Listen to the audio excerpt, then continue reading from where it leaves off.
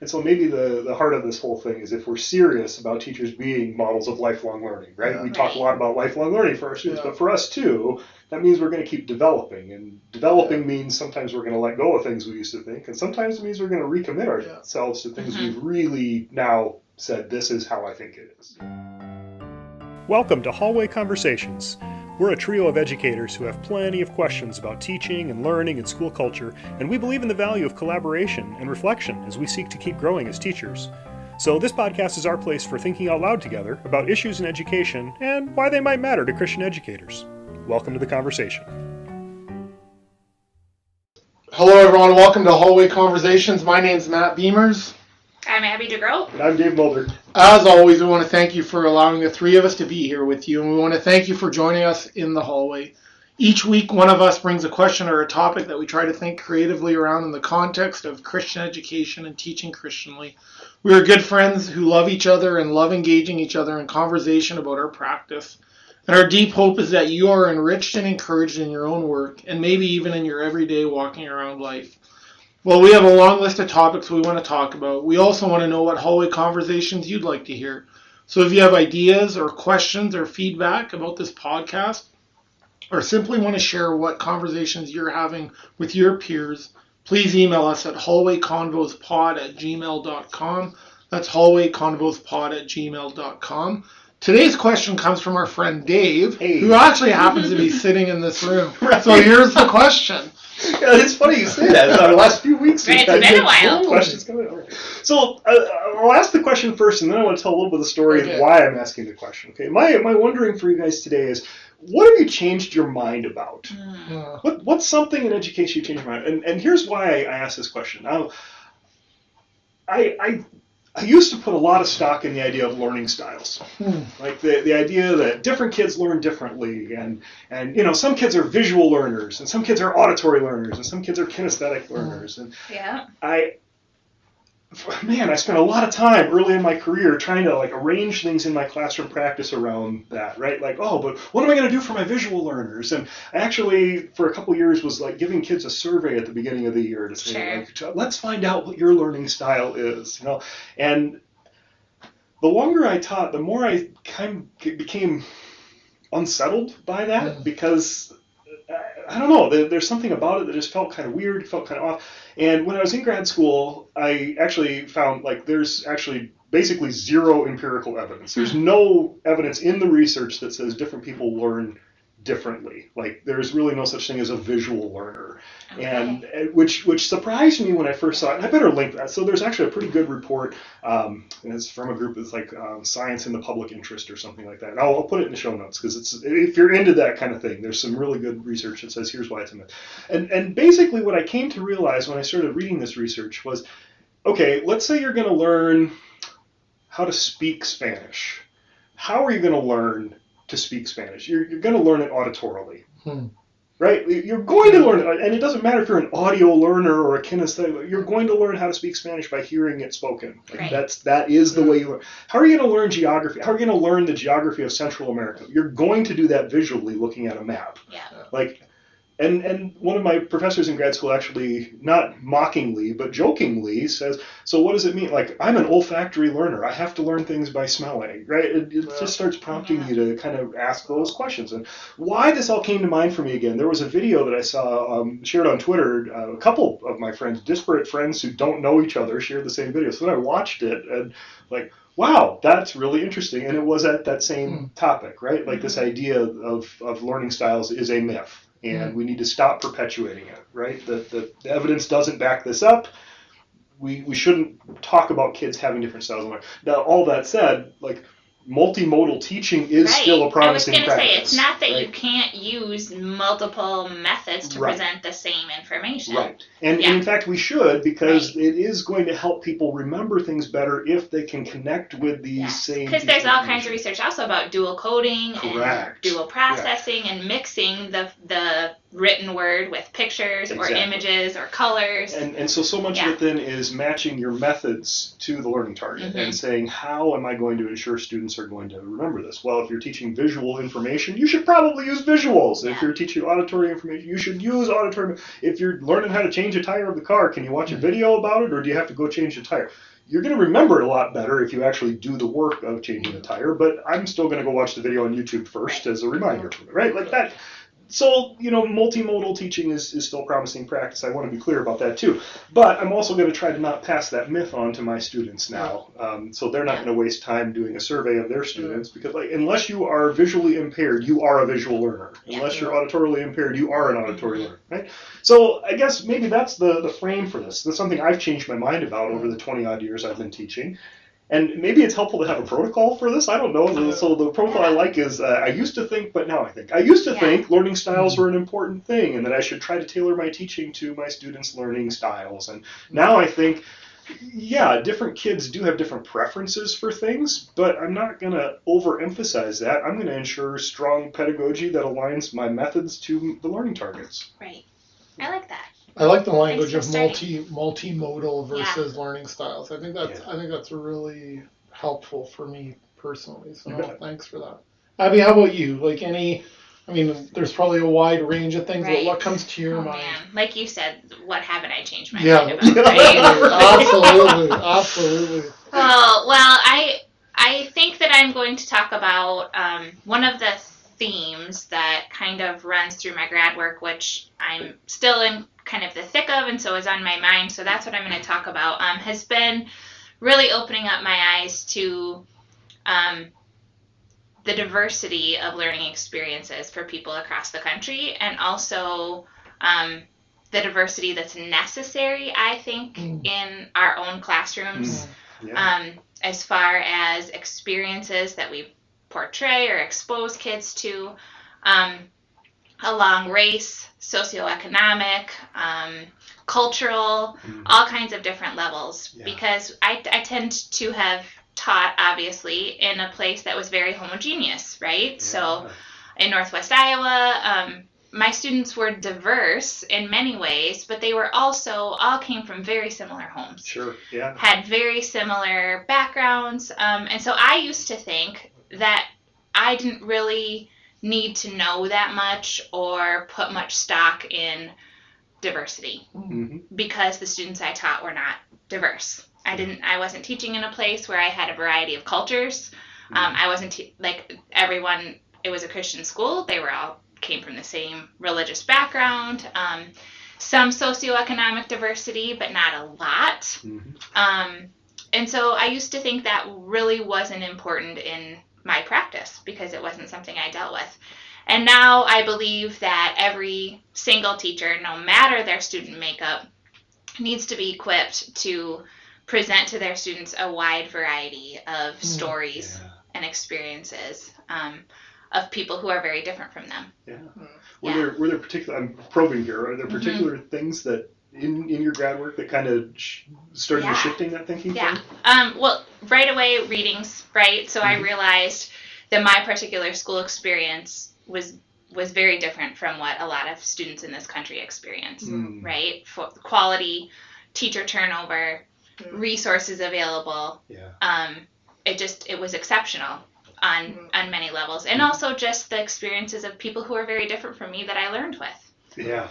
So my grad work is through the University of Florida. So just the sheer differences in the people that I encountered from people that I've encountered before, all of whom are dear friends of mine, actually. Now, right? I stay at their house when I go to Florida. Many of them have spoken in my classes. I'm in contact with them on social media. And so that was part of it, but also just different readings, and also there's a particular TED Talk that kind of sums it up nicely, and we're going to link to it, but it's called The Danger of a Single Story, and it's by a Nigerian writer named Chimamanda Ngozi Adichie, and she really talks about, she tells the story of growing up in Nigeria, and all of the literature that she could get her hands on was English.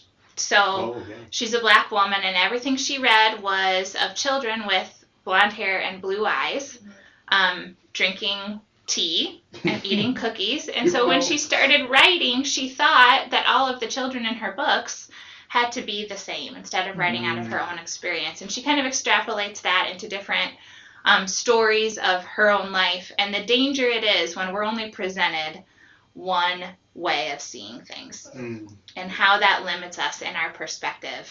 And so when I think about translating that as an English teacher, right, that means that even if my students all have very similar backgrounds, it's my responsibility as a teacher to also present to them other ways of seeing, so that when they grow up and encounter people who are different from them, they will have a framework, and they will be able to be culturally literate, right, in a way that allows them to be disciples, instead of thinking that their culture and their experience is the only experience. You're right. Yeah. Because it's the only story they've ever known. It makes me think sometimes that my wonder is just how much conflict exists in the world over assumptions or misunderstood worldviews about who our neighbor is, and to me that's the importance of it, is like we have so much more in common with everyone in the world than we do different. It's like we have so much more in common. It doesn't matter in my mind who it is. We still have more in common than we do different, and yet we focus on those differences mostly because we don't give our students a chance to discover what we have in common. And that's where I think, like, through literature, through image, and whatever it is, poetry, the power of exposing that these are my brothers and sisters. These people are made in the image of God, and that's what gives them value, regardless of what they believe, regardless of their background, is that they have value simply because they've been created by God. So what I love about your story, Abby, is this is about education and how education can change your mind, right? Yeah. There's a part of me that immediately thinks, like, isn't that what we ought to be about, right? Like, when you learn things, your thinking will likely change, and that's what we ought to be about in education. And I just think about how many images that I had before that, through knowing more stories of different people, right, have shifted. So even when you think of people groups, when you think of Native Americans, right, and the more stories that I read and the more that I learn, the more that image, that stereotypical one-dimensional image that I had of a group of people shifts and changes and gets more complex. And that's what I'm talking about, right? We need to, instead of presenting just one story, like, or about slavery, right? If that's the only story that we ever tell about African Americans in this country, that's unfair.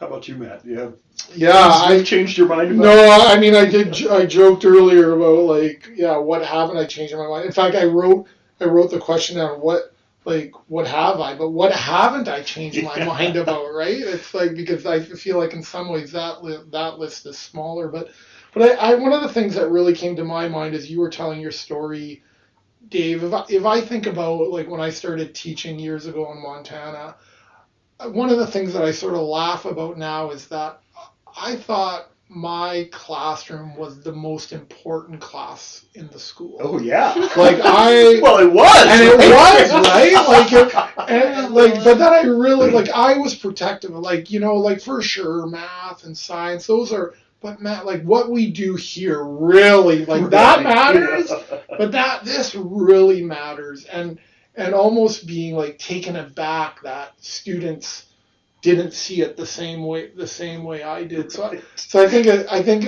my own like, the arrogance of that compared to now, where it's like, wow, like, we are part of this bigger educational story, right? Like, where, whether it's in a university or you're in, middle school or elementary school, that all of these classes are opportunities for students to develop the gifts we know that God has given them, but also to discover gifts that they don't even know that they have. And just looking back at the arrogance of thinking that was really going to happen in English more than anywhere else, it's laughable now. But that's honestly one of the first things that I came is just like, I think just an understanding of how we're all contributing to forming and shaping these students. Like we've talked about education as formation, and that happens across our students' experiences in every class. So that's one thing that came to mind. I think the other thing maybe is just a deepening. Maybe this goes to what Abby is talking about a bit. Is just a deeper understanding, or maybe an appreciation, or maybe a respect that our students' experiences outside of school shape their experiences inside of school, right? Like this, like just an understanding that what's going on in a student's life outside of the classroom is really big, and it's actually really important. And how might and to not expect students to actually park that, but actually to invite them to bring those experiences into the classroom, and to create sort of this safe and brave space where that's okay. Like we invite that actually, right? Is to say, hey, like maybe this 1 hour or this 6 hours in a school are your safest 6 hours of the day, and how do we embrace that and find the grace for those students to be, you know what, like maybe today it's just, we're just glad you're here. It's good that you're here with us today. And so I just think a deepening understanding of that.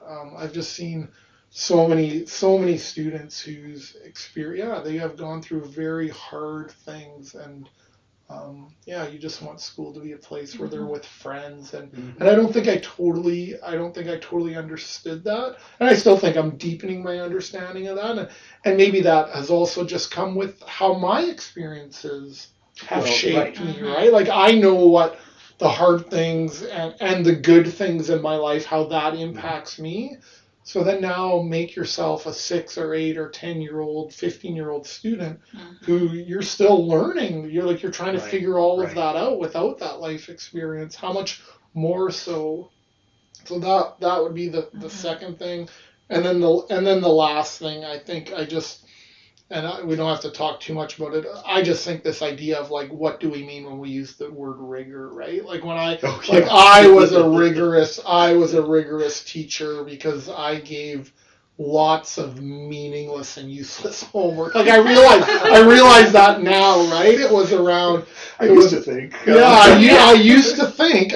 to think quantity of homework was sort of the definition of what makes a rigorous learning experience, which again is laughable now. But it's so programmed. Oh yeah, totally it is. And I had to deprogram. I had to deprogram. I even have to still sometimes, right? Struggle against that idea. Yeah. Well, it's interesting, right? Because I've done this myself as a principal, so this is not throwing any teacher under the bus, I hope, but it's this idea of sort of like, well, when you're a senior in high school, you should have 2 to 3 hours of homework, and I like sort of like, well, 10 minutes per.